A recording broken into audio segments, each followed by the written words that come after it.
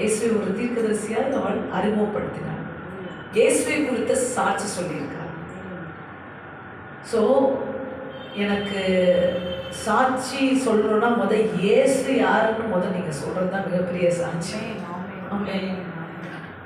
சரிங்களா? இயேசு எப்படிப்பட்டவர் நீங்கள் சொன்னாலே அது மிகப்பெரிய சாட்சி. அவர் எப்படிப்பட்டவர் நீங்கள் சொல்ல ஆரம்பிக்க நீங்கள் என்ன சொல்றீங்களோ அது அவர் அப்படிப்பட்டவராகவே உங்கள் வாழ்வில் இருப்பார்.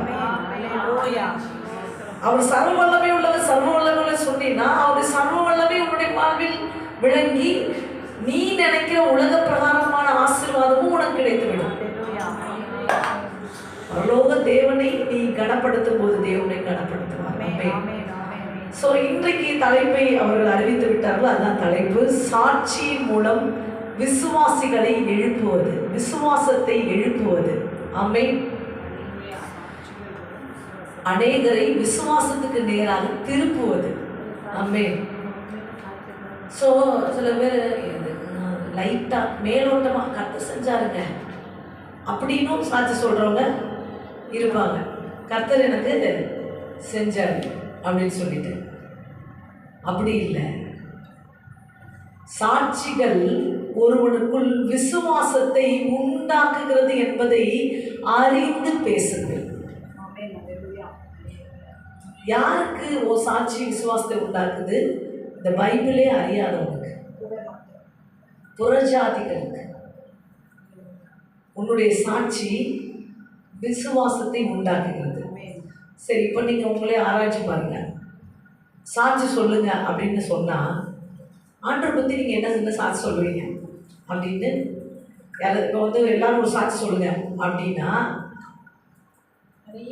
நிறைய சொல்ல சில பேர் வச்சிருக்கு. ஏன்னா அவங்க சொல்லியிருப்பாங்க. ஆல்ரெடி அவங்க நிறைய பேருக்கு சொல்லியிருப்பாங்க. அதனால அவங்ககிட்ட நிறைய என்ன செஞ்சாலும் சொல்லாமல் முழுங்குற ஆட்கள் இருப்பாங்க. இன்னைக்கு ஒரு நன்மையை வாங்கிட்டு முழுங்கிட்டு அடுத்து என்ன சொல்லணும்? அடுத்த நன்மைக்காக ஆண்டவர் இன்னும் எனக்கு அதை செய்யலை.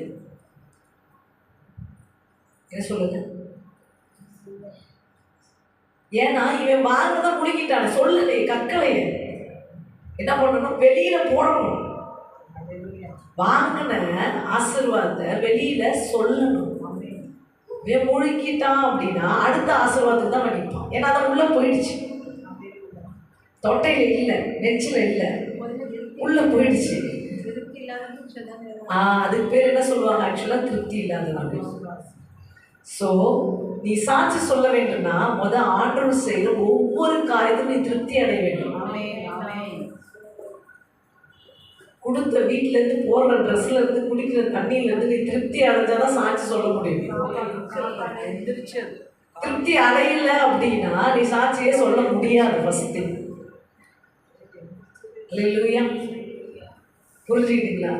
சரி, இப்போ நிறைய காரியங்களை நீங்கள் இந்த சாட்சியை குறித்து தெரிந்துக்கலாம். விட்னஸ் என்ன செய்ய போகுது? அனைவருடைய வாழ்க்கையில் விசுவாசத்தை உண்டாக்க போகிறது. அதனால் வாயை திறந்து இயேசுவுக்காக சாட்சி சொல்லுங்கள். நீங்கள் சொல்லும் போது தான் விசுவாசிகள் எழும்புவார்கள். ஸோ இன்னைக்கு ஃபஸ்ட்டு தீர்மானம் எடுங்க, நான் ஆண்டவரை பற்றி சொல்லுவேன்.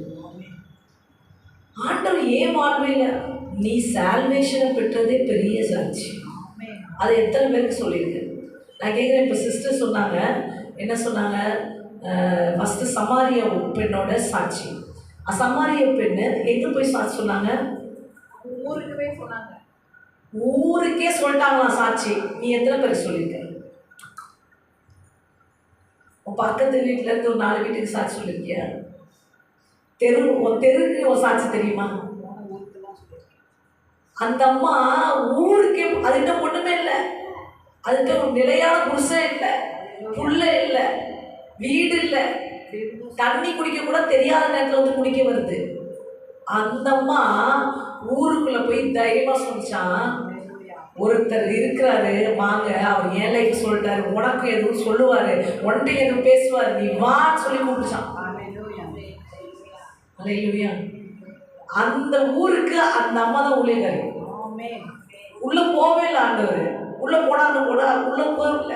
இந்த அம்மா போய் இன்ட்ரோடியூஸ், அவங்க அத்தனை பேர் வெளியே வராங்க. ஆண்டவர் சொல்றாரு. ஆமென். ஹல்லேலூயா. ஸோ நீங்கள் கொஞ்சம் யோசிச்சு பாருங்க, உங்கள் வாழ்க்கையில் செஞ்ச சாட்சியை நீங்கள் ஒரு 20 பேர் சொல்லியிருந்தா அவனுக்கு எங்கேயாவது ஒரு இடத்துல அந்த சாட்சி அவனை வேலை செய்ய வச்சு கடவுளை ஏற்றிருப்பான். ஆனால் வாங்கி வாங்கி சாப்பிட்டு சாப்பிட்டு சாப்பிட்டு சாப்பிட்டு படுத்துற வேண்டியது. ஹல்லேலூயா. லாசரஸ் அவங்க படித்தாங்கல்ல, யோவான் 12:11 படித்தாங்க. 11:45, 12:10. 12:10 என்ன சொல்லப்பட்டிருக்கு? 11:45 அவர் உயிரோடு எழுந்தது நிமித்தம் அநேகர் விசுவாசித்தார். 12:10 படிச்சீங்கன்னா அவரை பார்த்து அந்த உயிருள்ள சாட்சியை பார்த்து பல பேர் விசுவாசிச்சாங்க. ஹல்லேலூயா. ஸோ சாட்சியை பார்த்து அநேகர் விசுவாசிப்பாங்க. ஸோ வாயை மூடி இருக்காங்க. ஆண்டவருக்காக சாட்சி சொல்லுங்க. ஃபோனை போட்டு சாட்சி சொல்லுங்க. ஃபோனை போட்டு பல கதைகளை பேசுறீங்க. ட்ரெஸ் என்ன கிடைக்குது, பேகுங்க கிடைக்குது, கம்மி விலை கிடைக்குது, சாப்பாடு கிடைக்குது, கோம்போ ஆஃபர் போகுது, எல்லாம் இருக்கு. ஃபோனை போட்டு சாட்சி சொல்லுங்க. இன்னைக்கு யாருக்காவது நான் இயேசு சாட்சியாக சொல்லுங்க. ஏன்னா நீங்கள் தான் அவர் நாமத்தின் நிமித்தம் தெரிந்து கொள்ளப்பட்ட சாட்சி. ஓகே, இப்போ தான் மெசேஜுக்குள்ளே நான் வரேன். இது அவங்களுடைய பாட்டை கம்ப்ளீட் பண்ணியிருக்கேன். ஹல்லேலூயா. சரி, எதையெல்லாம் குறித்து சாட்சி சொல்ல வேண்டும்? நான் ஏற்கனவே சொல்லிட்டேன். அழியக்கூடிய பொருட்களை கொடுக்கிற மிகவும் குறைவான வல்லமை உடையவர் ஆண்டவர் கிடையாது. இன்றைக்கு காலையிலே தோன்றி மாலையில் மறைந்து போகும் பூக்களை போல அழியக்கூடிய பொருட்களை குறித்து சாட்சி சொல்ல தேவன் உங்களையும் என்னையும் அழைக்கவில்லை. அழியாத நித்திய ஜீவன் நமக்கு உண்டு என்று சாட்சி சொல்லவே தேவன் உங்களையும் என்னையும் அழைத்திருக்கிறார்.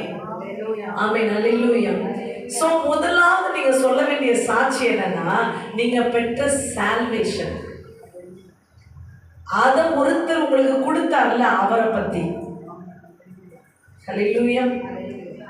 நான் ஒரு காலத்துல பாவியா இருந்தேன், இன்னைக்கு பரிசுத்தம் தான் என் மூச்சுன்னு வாழ்ந்துட்டு இருக்கேன். அப்ப பாவம் மட்டும்தான் என் மூச்சுன்னு வாழ்ந்தேன். எப்படா விடிஞ்சா என்ன பாவம் செய்வேன்னு யோசிச்சேன். ஆனா இன்னைக்கு எப்படி நான் பரிசுத்தமா வாழுவேன்றதான் யோசிக்கிறேன் அதிகமா. ஹல்லேலூயா. என் எண்ணத்தையே மாற்றினார், என் வாழ்வை மாற்றினார். அந்த பரிசுத்தத்தை நீங்க பெற்றுக்கொள்ளணும்னா அது இந்த பரிசுத்த தெய்வத்தால மட்டும்தான் முடியும். So witness for the salvation. First thing என்னன்னா, உங்கள் ரட்சிப்பை குறித்து நீங்கள் சாட்சி சொல்ல வேண்டும். ஆமென். அப்போஸ்தலர் 17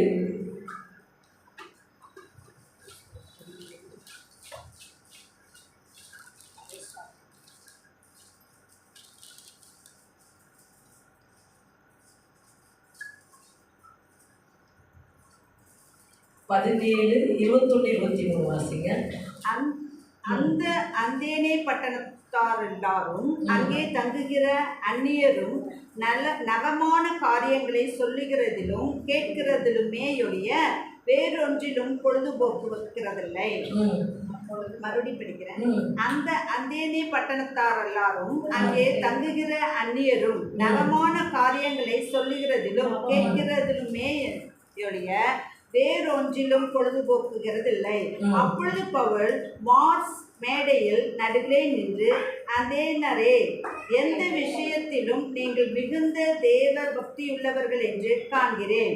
எப்படி என்றால், நான் சுற்றி திரிந்து உங்கள் ஆராதனைக்குரியவைகளை கவனித்து பார்த்த பொழுது அறியப்படாத தேவனுக்கு என்று எழுதியிருக்கிற ஒரு பலிபீடத்தை கண்டேன். நீங்கள் அறியாமல் ஆராதிக்கிற அவரையே நான் உங்களுக்கு அறிவிக்கிறேன். பவுல் என்ன பண்றாரு? பவுல் சாட்சி சொல்ல போறாரு.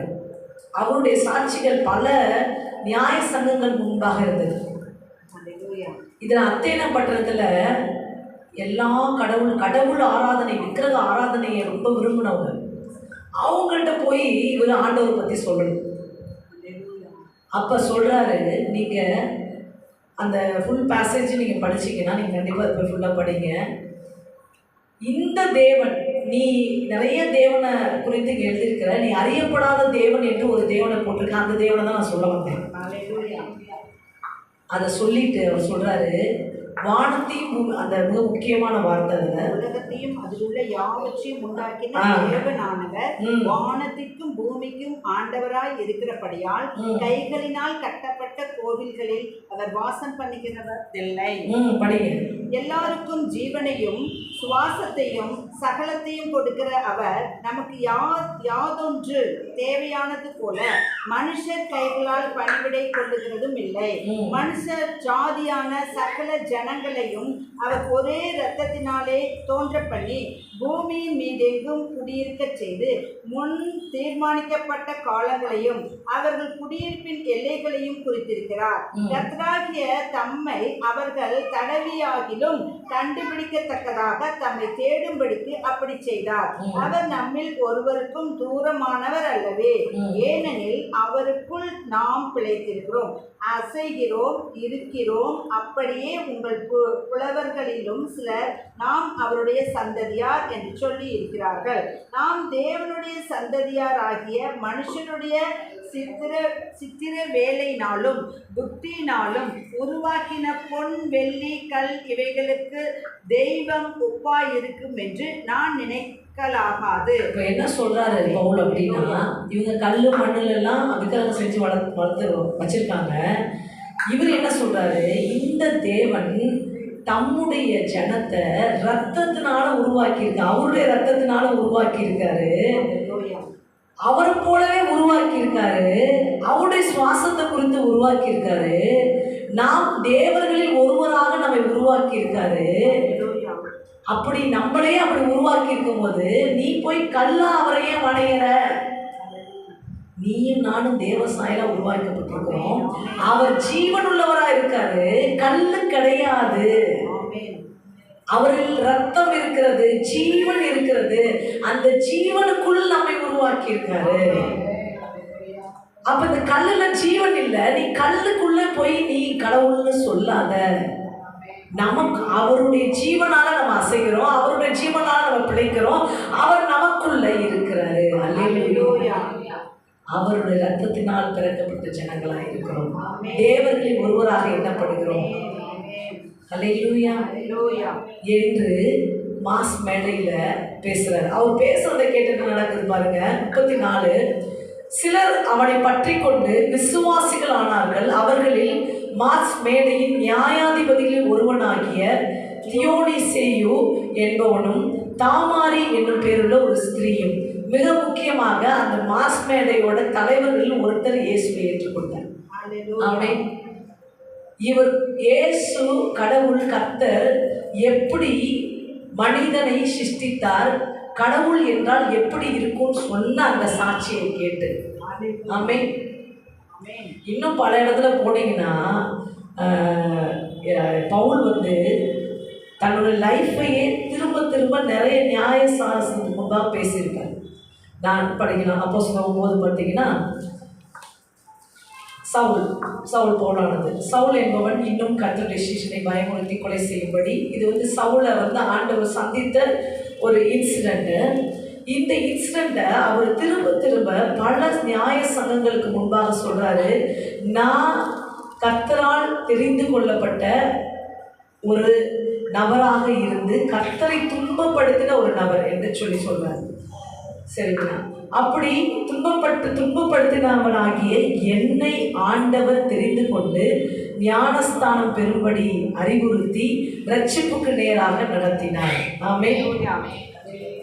இத பவுல் சொல்லாத இடமே இல்லை.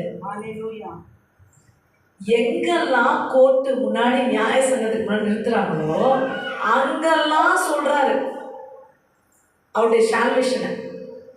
நம்ம சொல்றோமா? சால்வேஷன் யார் கொடுத்தாங்கன்றதையும் மறந்துடுறது, யார் மூலம் பெற்றுக்கொள்றதும் மறந்துடுறது, சால்வேஷனுக்கு நம்மளை எப்படி திருப்பப்பட்டோன்றதும் மறந்துடுது, நம்ம எதுலேருந்து பிரிக்கப்பட்டோன்றதும் மறந்துடுது. அதனால தானே சொல்றதே இல்லை, மறக்கிறதுனால சொல்லன்றேன். மறந்த மிகப்பெரிய விஷயங்க சால்வேஷன், ரட்சிப்பின் அனுபவம். இதை பவுல் என்ன பண்றாரு, எல்லா இடத்துலையும் விட்னஸ் பண்ணிட்டே இருக்க. அப்போஸ்தலர் முழுக்க படிச்சீங்கன்னா நான் வந்து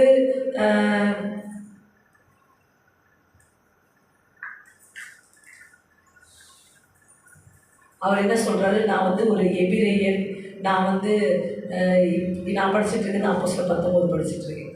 ஸோ வந்து அவர் தன்னை பற்றி சொல்றாரு, நான் வந்து ஒரு எபிரேயன், கமாலியல் அருகே நான் படித்தேன், வேத பாரகராக இருந்தேன், இப்படியெல்லாம் நான் இருந்தேன். நான் கிறிஸ்தவர்களை அழிக்கும்படி நான் புறப்பட்டேன். அப்போ இயேசு என்னை சந்திச்சாரு. இதை சொல்லுவார். அப்போ என் கண்கள் குருடானது. எல்லா இடத்துலையும் யாருக்கு கூட நல்லா படிச்ச பேசவே முடியாது, பேசினா கேட்க மாட்டாங்க, ஏற்றுக்கவே மாட்டாங்க. அப்படிப்பட்ட தீவிரமான யூதர்களுக்கு முன்பாக போய் நின்று இயேசுவை சொன்னார். இவருடைய சால்வேஷனை சொல்லி நான் எப்படி ஆயிருக்கேன் அப்படின்னு சொல்லி சொன்னார். ஸோ உங்கள் சால்வேஷனை குறித்து நீங்கள் அதாவது ஏற்றுக்கவே முடியாதவன்ற மத்தியில் நீங்கள் பேச முடியும். அதுக்காக உங்களுக்கு சால்வேஷன் பேசுவீங்களா? ஏன்னா அவனுக்கு சால்வேஷனா என்னன்னு தெரியல, அவனுக்கு எல்லாமே தெரிஞ்சிருக்குன்னு நினச்சிட்டு இருக்கான்.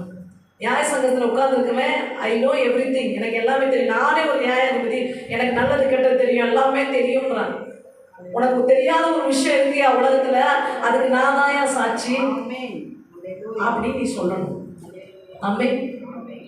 ஸோ உங்கள் சால்வேஷனை குறித்து முதல் வீக்னஸ் சொல்லுங்க.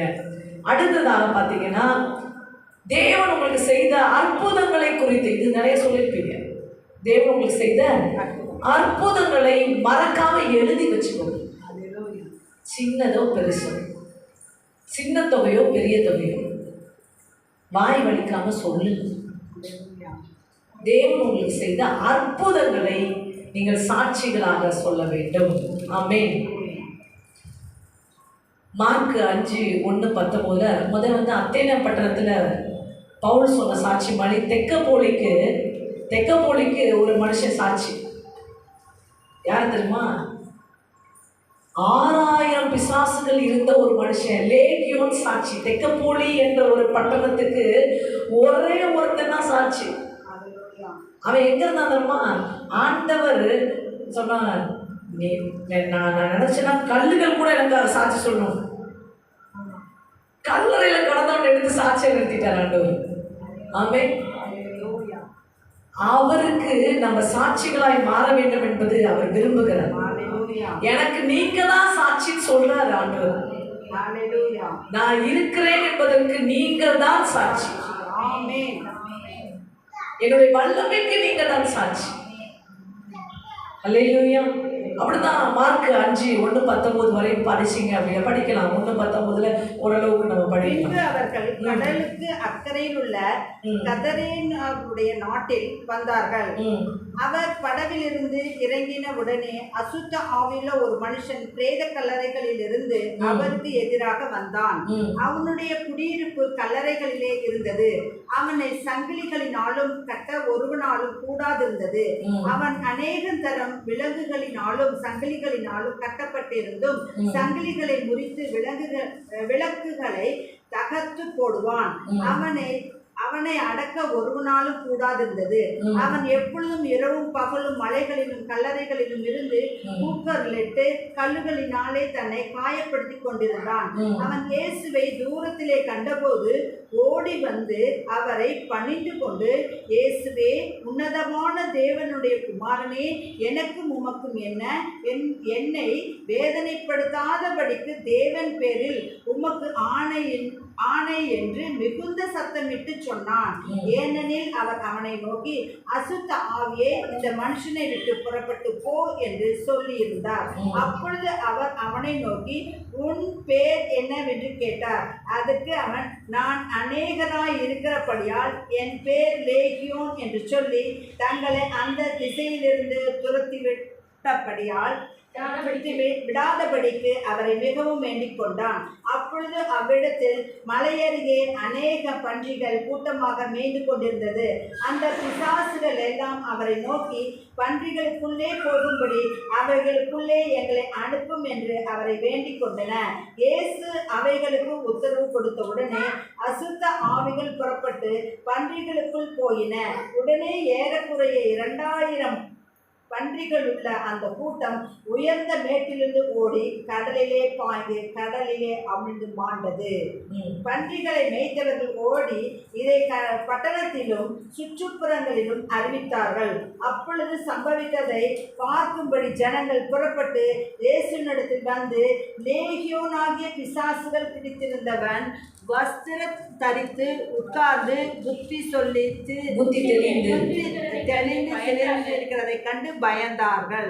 பிசாசுகள் பிடித்திருந்தவனுக்கு பன்றிகளும் சம்பவித்ததை கண்டவர்களும் அவர்களுக்கு விவரமாய் சொன்னார்கள். அப்பொழுது தங்கள் எல்லைகளை விட்டு